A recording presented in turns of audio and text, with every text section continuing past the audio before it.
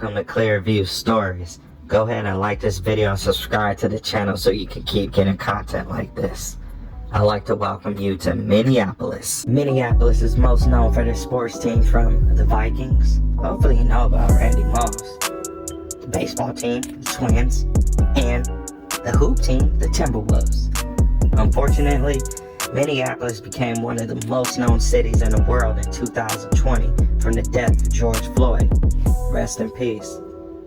He was killed by Derek Chauvin, who had his knee on Floyd's neck for over 9 minutes, while he had 3 partners helping him take part in holding him down and having people move away. Look at the guy in the middle. He looked like he's crying. I get emotional about this. I'm about to cry. Before we get into the Native mob, let's start from the beginning. Native Americans were the first people that lived in America. They are the original Americans, something that can never be taken from them. Unfortunately, their history isn't talked about a lot in school. I remember growing up, schools taught you Christopher Columbus and the other pilgrims were heroes and best friends to the Native Americans. I highly doubt that. In the 15th century, when Christopher Columbus and the other European settlers began to arrive in North America, the continent was richly populated with Native American communities. Hundreds of thousands of people lived in a wide range of environments from shore to shore, each community or nation with its own distinct culture. The centuries that followed the arrival of Europeans were years of tremendous pain, destruction, as the expansion of settlers in territory and founding and the growth of the United States, which resulted in Native American communities to be gone. Alright, let's get away from talking about some guy and some people that was a thief of land that wasn't theirs. Now, let's get into the Native mob. This is a known gang in Minneapolis. They originated in the early 1990s in South Minneapolis.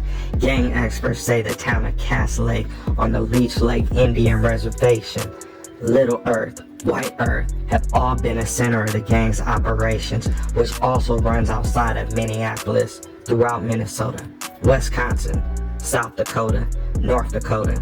Only 10 people live in North Dakota, and probably 5 of them are the Native mob.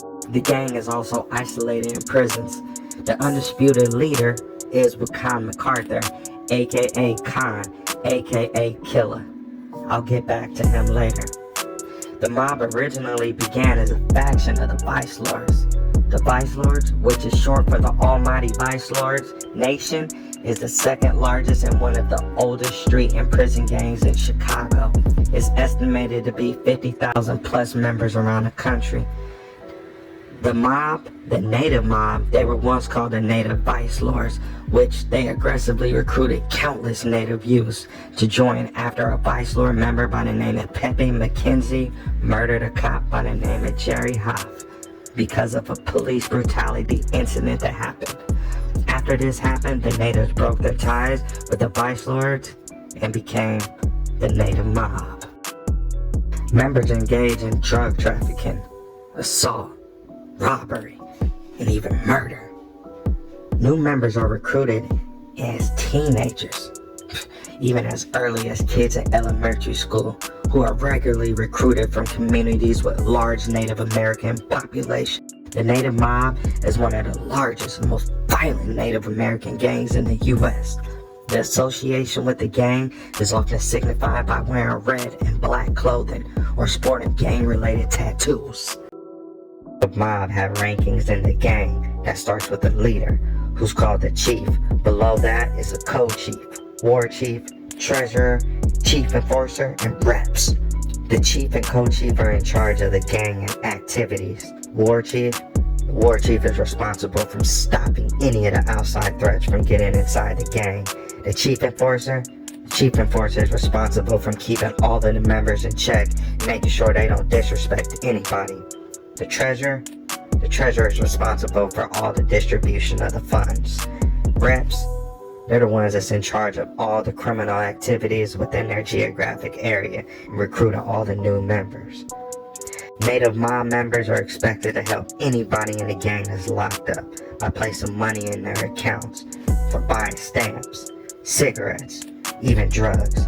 The communication is very key to the gang over the phone, and writing letters regarding all the rules, violations, the locations of people behind bars with the members and also the enemies.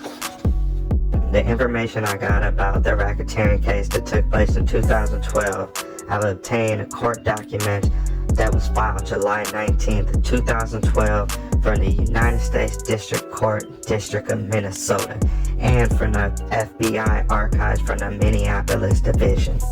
In 2012, there was a huge racketeering case that took place that got over 20 people from the native mob arrested, from some people getting sentences of 2.5 years up to 43 years.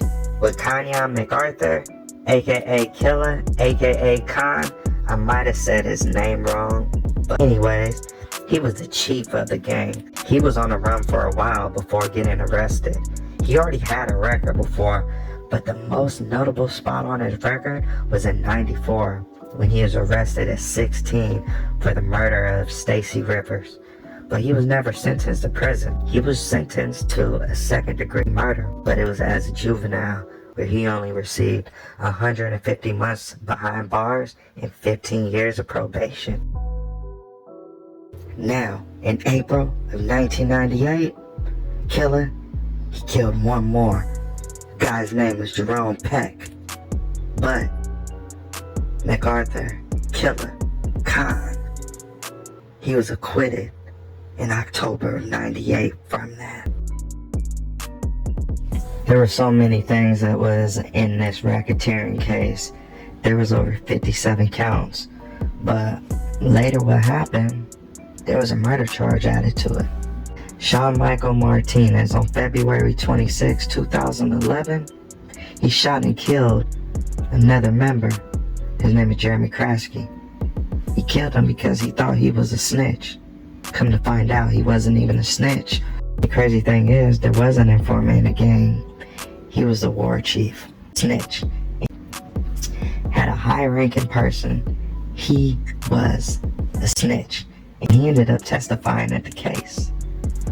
His name is Kenny Roberts. Literally, the war chief. Back to the racketeering.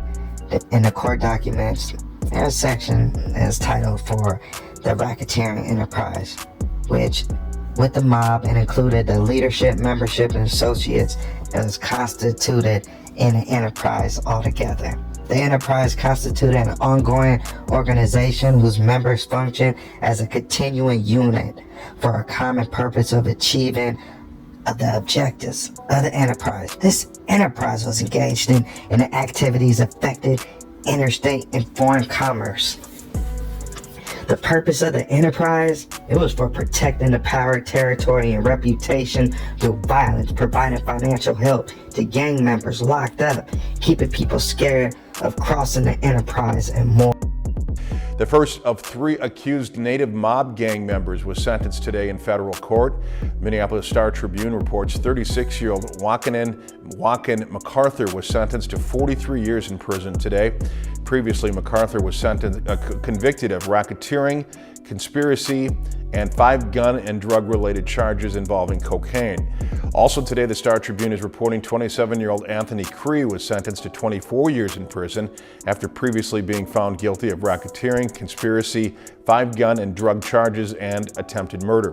27-year-old William Earl Morris, who was convicted of attempted murder and related gun charges in support of racketeering, was also scheduled to be sentenced today.